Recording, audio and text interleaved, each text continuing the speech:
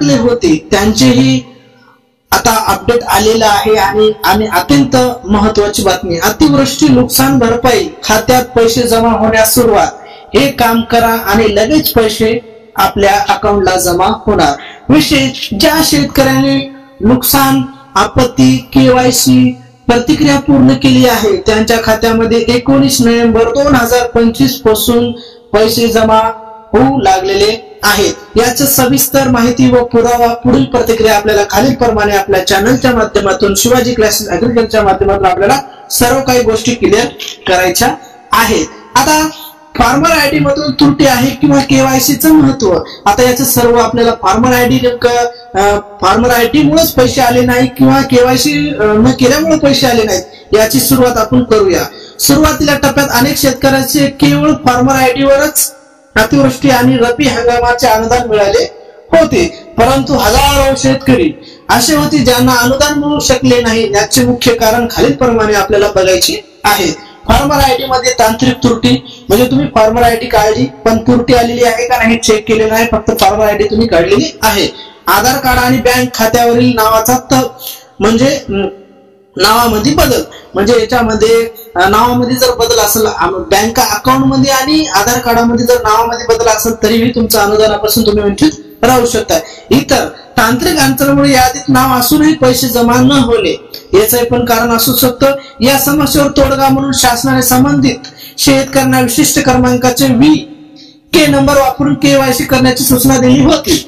आता VK number म्हणजे तुम्हाला आपले सरकार किंवा CSC सेंटरवर जाऊन किंवा तलाठी कार्यालयावर जाऊन तुम्हाला VK नंबर तुम्हाला भेटू शकतो, त्या माध्यमातून तुम्हाला केवायसी करता येते. आता याच्या मात्र गेल्या काही 1.5 महिन्यापासून केवायसी अधिकृत वेबसाईट शेतकऱ्याची कोंडी झालेली होती, म्हणजे याच्यामध्ये 1.5 महिना झाला शेतकऱ्याच्या म्हणजे केवायसीची साईट बंद होती, त्यामुळे सर्व शेतकऱ्याला अडचण निर्माण होत होती. तांत्रिक अडचणीमुळे ती साईट बंद होती. आता 13 नोव्हेंबरला साईट सुरू झालेली आहे आणि 19 नोव्हेंबरला पैसे अकाउंटला जमा झालेले आहेत.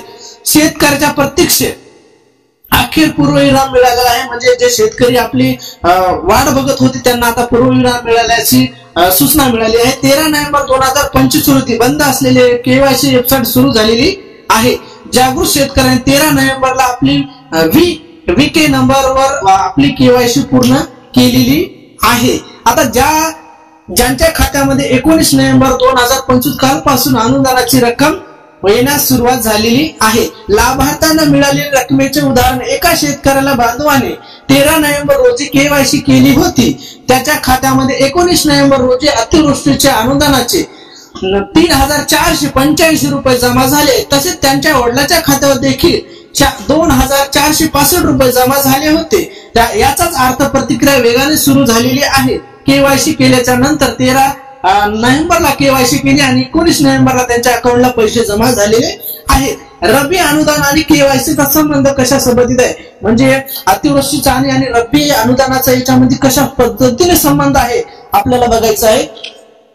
शेतकऱ्याच्या मनामध्ये रब्बी हंगामाच्या अनुदानाबद्दल प्रश्न निर्माण आहेत, याबद्दल आपल्याला सविस्तर स्पष्टपणे खालील प्रमाणे बघायचं आहे. ज्या शेतकऱ्याने अतिवृष्टी नुकसान भरपाईसाठी VK नंबर केवायसी केलेली आहे आणि त्यांना रब्बी अनुदानाची वेगळी केवायसी करण्याची आवश्यकता नाही, म्हणजे तुम्ही जर अतिवृष्टीचे अनुदानाची केवायसी VK आयडी वरून तुम्ही जर केलेली असेल आपले सरकार किंवा CSC सेंटरवर जाऊन जर तुम्ही केलेली असेल तर तुम्हाला रब्बी ची केवायसी करायची आवश्यकता कुठल्याही प्रकारची गरज नाही आणि कुठल्याही प्रकारचे एक्स्ट्रा पैसे तुम्हाला घालायचे नाही. सर्व शेतकऱ्यांना सूचना आहे, तुमची अतिवृष्टीचे केवायसी पूर्ण झाले असेल तर रब्बी हंगामाचे अनुदान आपोआप अकाउंट मध्ये तुमच्या खात्यामध्ये जमा होणार आहे. सध्या अतिवृष्टीचे पैसे जमा होत आहेत, त्यानंतर काही दिवसांमध्ये रब्बीच्या अनुदानाचे वितरित केले जाईल असं शासनाने माननीय मुख्यमंत्री साहेबांनी त्यांनी निवेदनामध्ये दिलेलं आहे. शेतकरी बांधवांना नाव यादीत आहे परंतु अद्याप पैसे मिळाले नाही, त्याचे खालील प्रमाणे गोष्टी तातडीने कराव्या लागतील.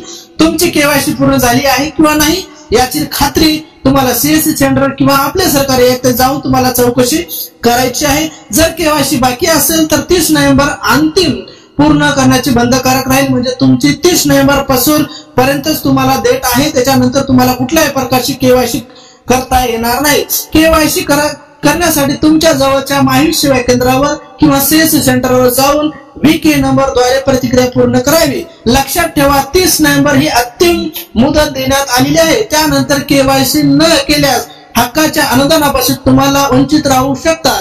ज्या शेतकऱ्यांनी अद्याप आपली KYC केली नसेल त्यांनी आजच पूर्ण करून घ्यावी। शासनाकडून निधी वितरित झाला असून पात्र शेतकऱ्यांनी त्याचा लाभ मिळवा हीच माहिती आपल्या चॅनलच्या माध्यमातून सर्व शेतकऱ्यांना पोहोचित करण्यासाठी हा व्हिडिओ तुम्हाला जर आवडला असेल तर लाईक करा, फॉलो करा आणि जास्तीत जास्त शेतकऱ्यापर्यंत पोहोचित करा। नमस्कार।